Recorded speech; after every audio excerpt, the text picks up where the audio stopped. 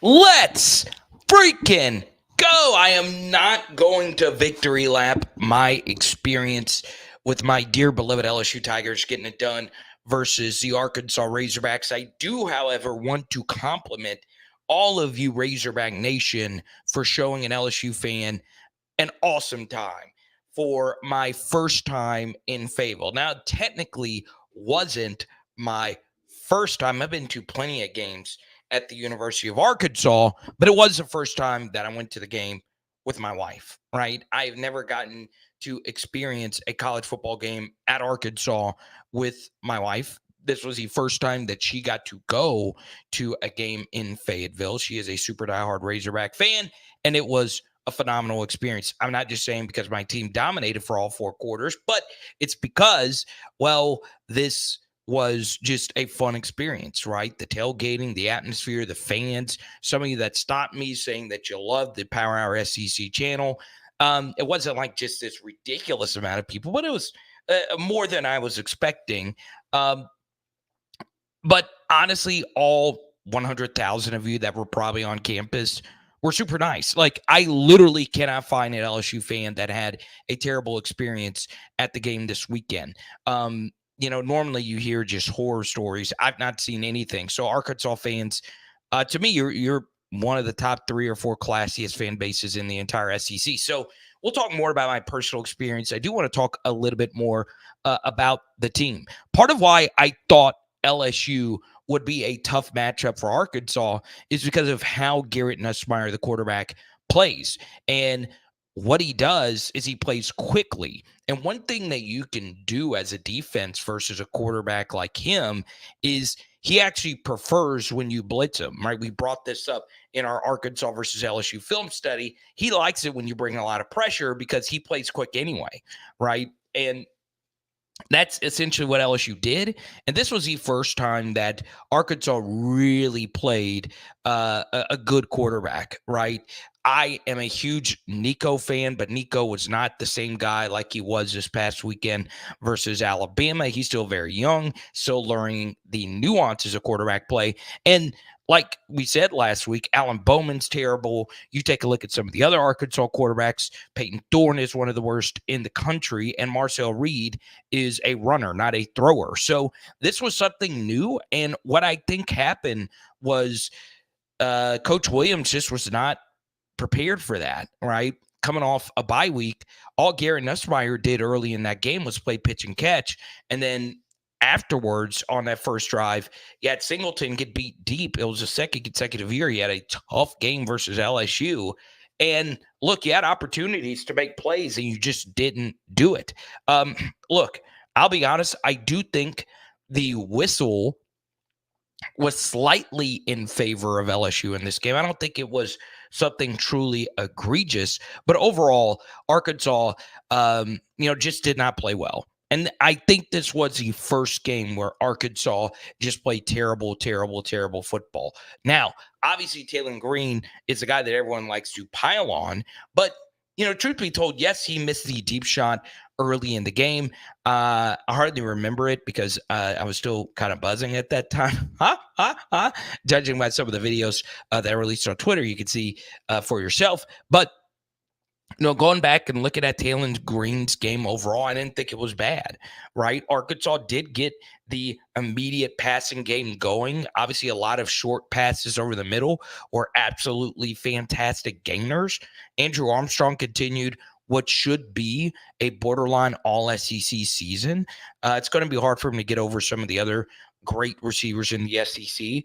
But the bottom line is Arkansas's offense only played 50 plays in this game.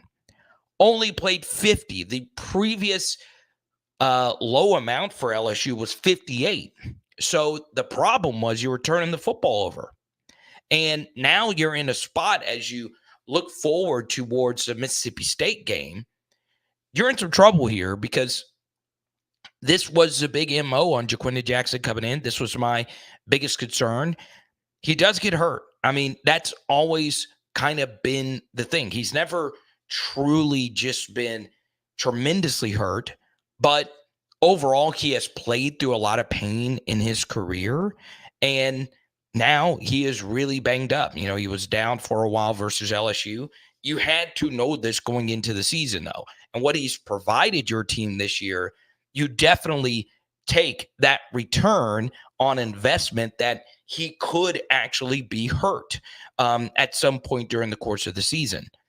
So now you're in a spot where you're going to have to dial back his load. You're just going to have to, because you've got to play the long game here, because you have 4 really weird games left. Mississippi State's playing the best football that they played all season. Obviously, Ole Miss is around the corner.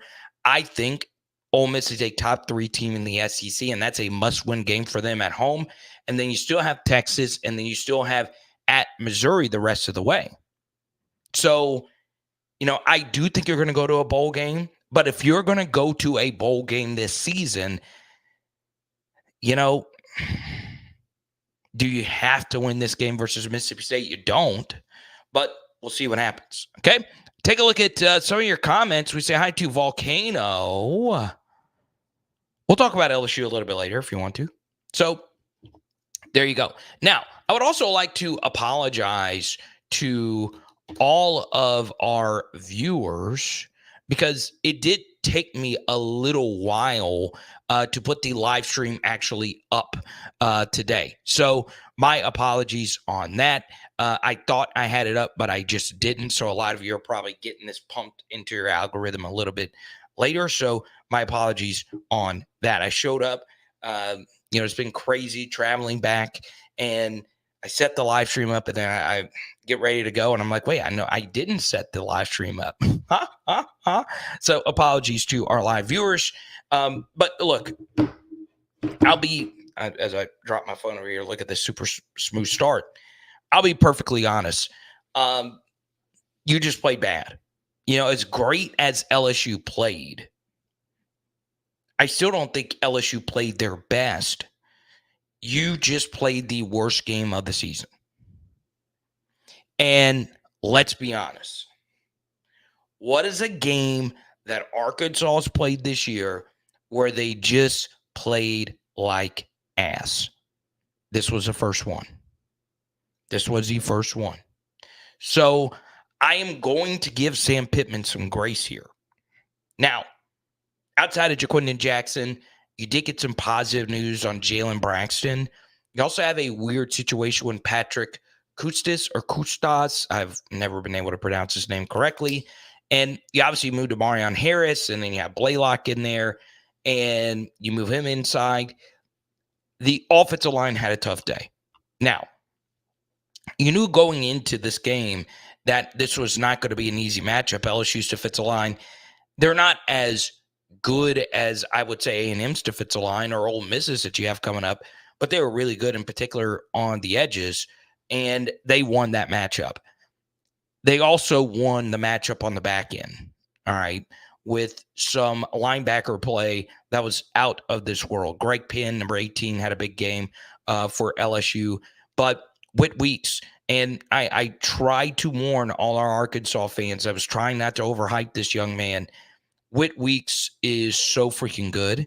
And, I had a few of you Arkansas fans that I love dearly say, hey, Harold Perkins is out, sigh of relief. I was like, I don't know if that's a good thing for Arkansas, because Harold Perkins got hurt, and it opened up the door for Whit Weeks to take the full-time starter's job, and that is what LSU had on the bench. So, yes, Arkansas, you thought you were able to dodge Harold Perkins, but, man, Whit Weeks was just so freaking spectacular. And I understand you really wanted that golden boot, but LSU did bring it back. Let's go. Now, next thing, I want to chat about Taylen Green. I already kind of sort of defended him. One thing I will say that is a little concerning for a 6'6" quarterback is a lot of balls of his do get batted down, and a lot of balls of his do get stripped. All right. So, the timing of how he plays quarterback just seems to be a half second too slow. Even on some of the easy passes over the middle that he completed, they could be quicker. Now, I have explained this in the past, and I'll do it again here. Part of why it is difficult for him to be that half second sooner is, let's just say you're Garrett Nussmeier. He goes through his reads almost too quick. He's almost a little too fidgety, but that's why he never gets sacked. And part of why that's the case is because he does not run at all. He has maybe 2 scrambles in his entire LSU career versus Power 4 teams. 2. And he's been around for 4 years. Okay? So, it is insane to think that Garrett Nussmeier was that much better than Talon Green, because Talon had been decent and Garrett had been very good. But you could see the difference in one quarterback playing faster and the other quarterback not quite getting through things quicker. Now, once again, the pick 6, and it essentially was a pick 6, was a freak of nature play. But, you would like to see not as many batted down balls. Now, Tyrone Broden did some decent things in this game. He also had a few completions to Luke Haas in some favorable matchups. But, it was interesting. Now, the next thing, and this is something that Arkansas fans kind of needed to come to grips with, was there was a huge class difference with the LSU passing attack going up against the Arkansas pass defense. Now, what I want to do is share something from one of my favorite Twitter draft accounts. His name is James Foster. Okay, I interacted with James a little bit earlier, and I want you to take a look at this, right?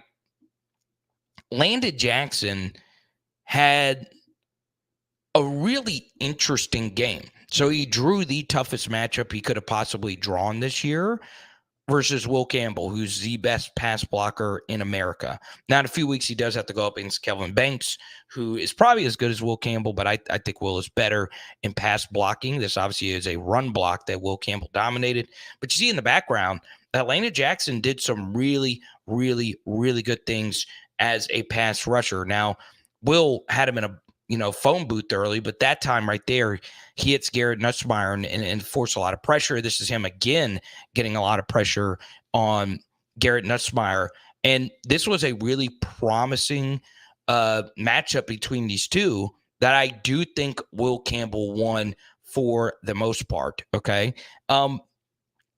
So, you would like to see this Arkansas pass rush be a little bit better in this game. But at the same time, you're going up against arguably the best pass blocking offensive line in the SEC. And you're also going up against a quarterback who just does not get sacked. So overall, I did see quite a few Arkansas fans saying, hey, where was the pressure? I'm not sure if the protection was like shutout from LSU, but I do think the team could have done a little bit better, Arkansas, in generating pressure with 4. And that's essentially what you have to do versus LSU's offense, right? You have to be able to get home with 4 and drop back into coverage. Okay? Now, this comes in from Jordan. Any smoke with Quinn Ewers, this breaking news story? No. Okay? There's nothing really going on with Quinn Ewers.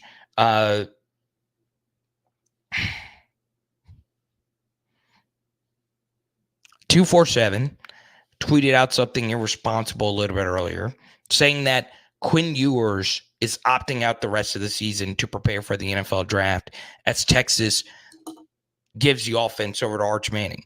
Number one, that did not happen.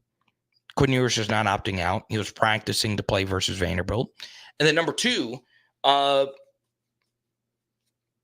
don't think Quinn Ewers would quit the team. Let's just say Arch Manning became the starter. I don't think Quinn Ewers would be one to quit. Now, do I think Art should be starting over Quinn Ewers? I do. I don't think Quinn's that good. I just don't. But it's not here nor there. I'm definitely not handing the keys of an NFL franchise over to Quinn Ewers. That's just not what I'm doing. Now, I know one team is going to do that here in a few months, but that's not here nor there.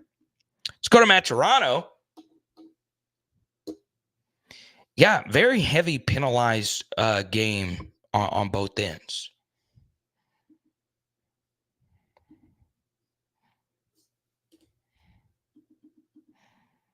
Okay. Let's see here.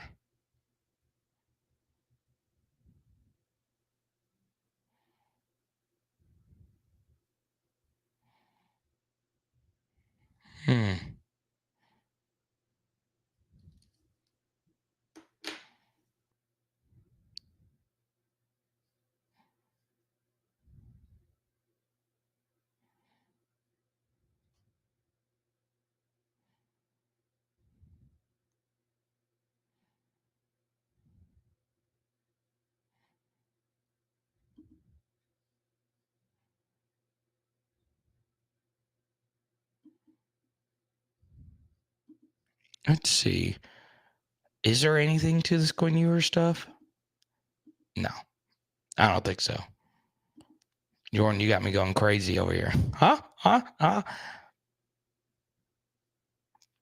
Now, before I share a few thoughts on Mississippi State, I do want to publicly announce that we do have new partners for our Razorback coverage here on Power Hour SEC. Let's get it. Dental health is wealth, and our friends at Sequoia Dental are looking to help you feel like a more confident person. Dr. William Wilson and his team of experts do everything in their power to make this experience for you not only comfortable, but fun. Yes, take a look at this after and before photo. That guy definitely got himself a date thanks to Sequoia Dental. From teeth whitening to cosmetic surgery to, guess what?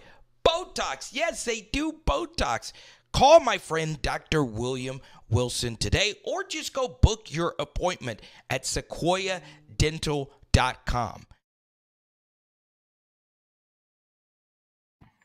Now, come on, Arkansas. Quit putting off your dental health. Let's go to AP. They put Manning in. He panicked and fumbled. They took him out fast. He was over his head. All right, roll with Quinn Ewers. I just don't think Ewers is that good. But, overall, Quinn Ewers had actually played well in big games. Just didn't have it versus Georgia. Now, did anything else happen in that game? Anything else? I don't know. Didn't hear any controversy from it. I'll tell you this.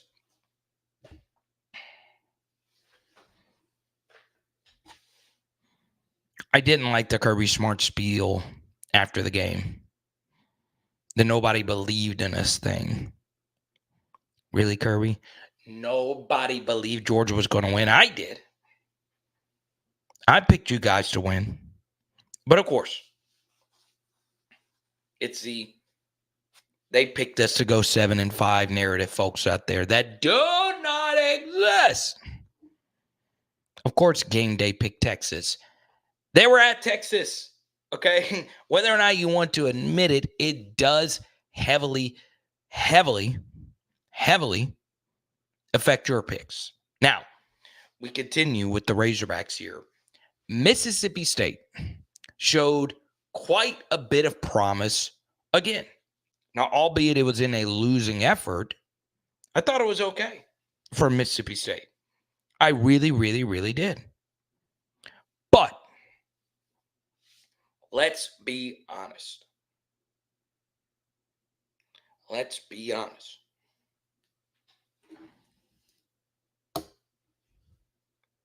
A&M, huge game around the corner versus LSU. Georgia, Huge game around the corner versus Texas.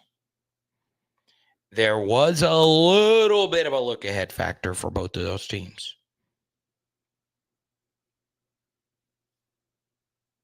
I had Texas A&M winning. I did have Mississippi State covering.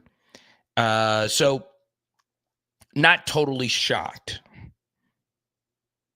that Mississippi State played better.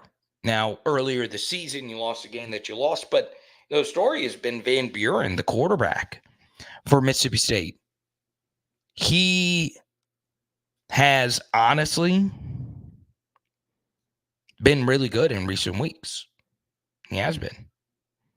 So let's show some love to Van Buren and this Mississippi State defense that's been terrible. They haven't been as terrible as they were in that Florida game earlier this year, but they're still a unit that isn't really that great. And I think even if Jaquin Jackson, just say his workload is close to zero, I think Braylon Russell has enough. And Rashad Dominion, if you still want to trust him, to power through and make this Arkansas game competitive. Now, what I would also tell you is one thing that Jaquin Jackson does is he actually makes guys miss. Braylon Russell is a little bit more of a tank. He's not as much of a tackle breaker. And Rashad Dominion, well, he just doesn't break tackles. Rodney Hill, it'd be nice to have him fully healthy. He did some really good things to the FSU transfer. So, I don't know. I really, really, really don't know how I truly do feel about this Arkansas running back room moving forward if Jaquin Jackson can't be the difference maker that he was earlier in the year. But I do think you'll have enough with the Mississippi State defense, especially with how they have defended some runs this year. I do think you'll have enough to make Mississippi State trust and have to defend your run. Okay? Now, normally at the end of these broadcasts, we go a little bit deeper and discuss the coaching for Arkansas. I don't think Bobby Petrino called a bad game. In fact, I thought he called a really good game. You look at some of the mistakes. The Whit Weeks interception, Taylor made the right read. Andrew Armstrong was wide open. That would have been a 7-yard gain minimum. The fumble from Dominion, can't really do anything about that. The Satania fumble, can't really do anything about that. Touchdown pass, smash concept was really well done. You schemed guys open. You just didn't have enough to execute versus LSU. LSU, they made all their field goals. You didn't. LSU had a good game on special teams. Arkansas, he had the really good punt that pinned LSU back and prevented some points before half. But for the most part, you were outplayed on special teams. You also had the near disaster with the Satania touchback situation as a kickoff returner. I do think when you look at these teams, I feel Arkansas did more to lose the game in many ways. I don't know. LSU played really well. But I think it was a strong concoction of LSU playing close to their best and Arkansas playing at their absolute worst. But now with the way that LSU's playing, you really do believe this team could be a playoff team. Now, here's what we're going to do. Next 10 to 15, I'm going to answer as many questions as we possibly can. If you super chat, we'll keep it going all day long. Don't forget, every Monday at 5 p.m., we do Arkansas live streams. Okay?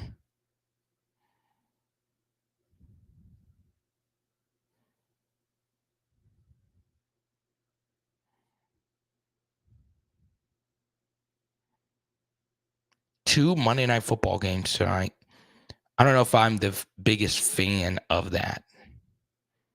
I normally just like the one M&F game.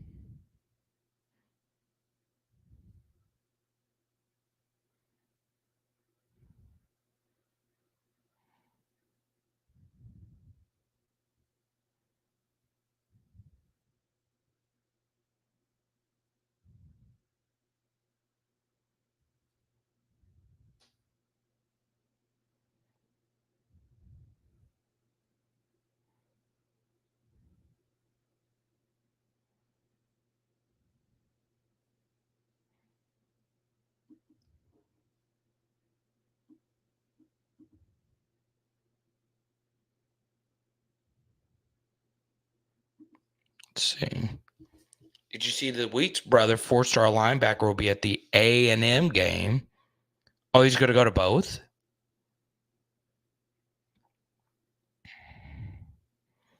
Wait, how can you make both?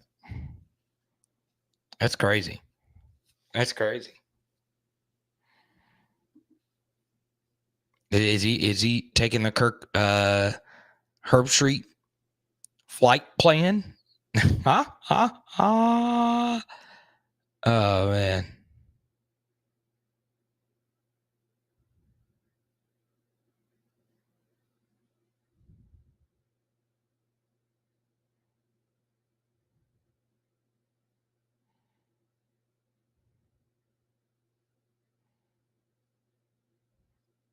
Mm.